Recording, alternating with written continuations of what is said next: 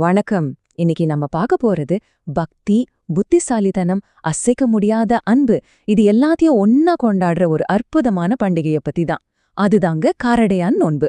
வாங்க, இந்த விரதத்துக்கு பின்னாடி இருக்கிற அந்த சக்தி என்ன, அதுக்குள்ள ஒளிஞ்சிருக்கிற கதை என்னன்னு நாம இப்ப விரிவா பார்க்கலாம். சரி, முதல்ல ஒரு கேள்வியிலிருந்து ஆரம்பிக்கலாமா? நீங்க ரொம்ப நேசிக்கிற ஒருத்தரோட உயிருக்கே ஒரு ஆபத்துன்னு வந்தா அவங்கள காப்பாத்த நீங்க எந்த எல்லைக்கு வேணா போவீங்க இல்லையா? யோசிச்சு பாருங்க. இந்த கேள்விதான் நாம இன்னைக்கு பார்க்க போற காரடையான் நோம்போட மையப்புள்ளியே. இந்த நோன்போட முழு அர்த்தத்தையும் புரிஞ்சுக்கணும்னா நாம முதல்ல ஒரு பழங்கால கதைக்குள்ள போகணும். அதுதான் சவித்ரியோட கதை. இது வெறும் ஒரு காதல் கதை மட்டும் இல்லைங்க. புத்திசாலித்தனமும் விடாமுயற்சியும் இருந்துச்சுன்னா விதிய கூட மாத்தி எழுதலான்னு சொல்ற ஒரு அற்புதமான புராணம் இது. சாவித்ரியோட கதை ஒரு தீர்க்க தரிசனத்தோட தான் தொடங்குது. அவங்க கல்யாணம் பண்ணிக்க விரும்பின சத்யவான் இன்னும் ஒரே வருஷத்துல இறந்துடுவான்னு ஒரு முனிவர் சொல்றாரு. ஆனா அதை கேட்டு சாவித்ரி கொஞ்சம் கூட பயப்படல. தன்னோட காதலை தான் தேர்ந்தெடுத்தாங்க. சரி, அந்த மோசமான நாளும் வந்தது. மரணத்தோட கடவுளான யமனே சத்யவானோட உயிரை எடுக்க நேர்ல வராரு.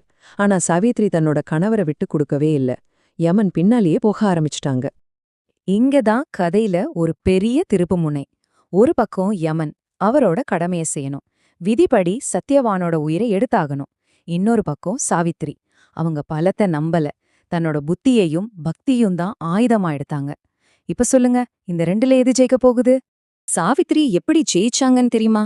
ரொம்பவே புத்திசாலித்தனமா யமன்கிட்டயே பேசி தனக்கு குழந்தைகள் பிறக்கணும்னு ஒரு வரத்தை வாங்கிட்டாங்க. இப்போ நீங்களே யோசிச்சு பாருங்க, தன்னோட கணவனை மட்டும் நேசிக்கிற ஒரு பதிவிரதுக்கு கணவர் உயிரோட இருந்தாதானே குழந்தை பாக்கியம் கிடைக்கும். யமனையே இந்த தர்ம சங்கடத்துல மாட்டி விட்டு தன்னோட கணவனோட உயிரை மீட்டெடுத்தாங்க. என்ன ஒரு அபாரமான புத்திசாலித்தனம் இல்லையா? சரி, இவ்ளோ பெரிய ஒரு புராண கதை எப்படி இன்னைக்கு நாம எல்லாரும் கொண்டாடுற ஒரு அழகான சடங்கா மாறுச்சு? வாங்க, அத பத்தி இப்ப பார்க்கலாம். யமன் சத்யவானோட உயிரை திரும்ப கொடுத்ததும் சாவித்ரிக்கு ஏற்பட்ட சந்தோஷத்துக்கு அளவே இல்ல. அந்த மகிழ்ச்சியான நேரத்துல தன்னோட நன்றிய காட்டணும்னு கையில கிடைச்சத வச்சு சிம்பிளா ஒரு படையல் செஞ்சாங்க. அரிசி மாவும் காராமணியும் சேர்த்து ஒரு அடை தட்டி அதை உருகாத வெண்ணெயோட சேர்த்து படைச்சாங்க. அன்னைக்கு அவங்க நன்றியோட செஞ்ச அந்த படையல் தான் இன்னைக்கு காரடையான் நோன்போட முக்கியமான பிரசாதமா இருக்கு. அப்போ சுருக்கமா சொல்லணும்னா, காரடையான் நோன்புனா என்ன? இது ஒரு பாரம்பரியமான தமிழ் பண்டிகைங்க.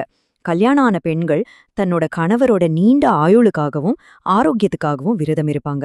இன்னும் கல்யாணம் ஆகாத பெண்கள் தங்களுக்கு நல்ல கணவர் அமையணும்னு வேண்டிக்கிட்டு இந்த விரதத்தை இருப்பாங்க. இந்த கொண்டாட்டத்தோட முக்கியமான விஷயங்கள் என்னென்னு பார்த்தா, முதல்ல சூரிய உதயம் ஆரம்பிச்சு பூஜை செய்யற வரை விரதம் இருக்கணும். அப்புறம் ஸ்பெஷலா காரடை நோன்பு அடை செய்யணும். அடுத்தது ரொம்ப புனிதமான மஞ்சள் சரடு கழுத்துல கட்டிக்கணும். கடைசியா அம்பாளுக்கு ஒரு குறிப்பிட்ட பிரார்த்தனையை சொல்லி வழிபடணும். இந்த நோம்போட ஹைலைட்டே அந்த காரடை நோம்பு அடதாங்க. இது அரிசி மாவும் காராமணியும் வச்சு செய்யற ஒரு பிரசாதம். இதுல ஸ்வீட், காரோன்னு 2 வெரைட்டியும் செய்வாங்க. ரொம்ப முக்கியமா சாவித்ரி அன்னைக்கு படைச்சா மாதிரியே இதையும் உருகாத வெண்ணெயோட சேர்த்து தான் படைப்பாங்க. இது அந்த புராண கதைய அப்படியே நம்ம கண் முன்னாடி கொண்டு வந்து நிறுத்தும். அப்போ செய்யற அந்த பிரார்த்தனை ரொம்ப எளிமையாவும் ரொம்ப ஆழமான அர்த்தத்தோடவும் இருக்கும். உருகாத வெண்ணையும் ஓர் அடையும் நோற்று உனக்கு நான் வைத்தேன், என்னாலும் என் கணவர் என்னை விட்டு நீங்காத அருள் தருவாய். இந்த சிம்பிளான வரிகள்ல எவ்வளவு பெரிய அன்பு அடங்கியிருக்குன்னு பாருங்க.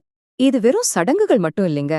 அதை தாண்டி இந்த நோன்பு நமக்கு என்னென்ன விஷயங்களை சொல்லிக் கொடுக்குது, காலத்தால அழியாத என்னென்ன நல்ல குணங்களை நமக்கு ஞாபகப்படுத்துதுன்னு இப்ப நாம பார்க்கலாம்.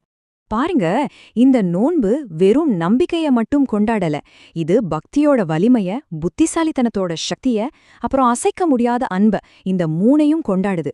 இந்த 3 விஷயமும் ஒன்னா சேர்ந்தா விதிய கூட எதிர்த்து நிக்கலான்னு தான் இந்த கதை நமக்கு ரொம்ப ஆழமா சொல்லுது. கடைசியா ஒரு சின்ன கேள்வியோட இந்த விளக்கத்தை முடிச்சுக்கலாம். நாம இன்னைக்கு பின்பற்ற நவீன பழக்க வழக்கங்கள், மரபுகள்லாம் இந்த மாதிரி எந்த காலத்தால் அழியாத நல்ல விஷயங்களை இன்னும் உயிரோட வச்சிருக்கு? இத பத்தி கொஞ்சம் யோசிச்சு பாருங்களேன்.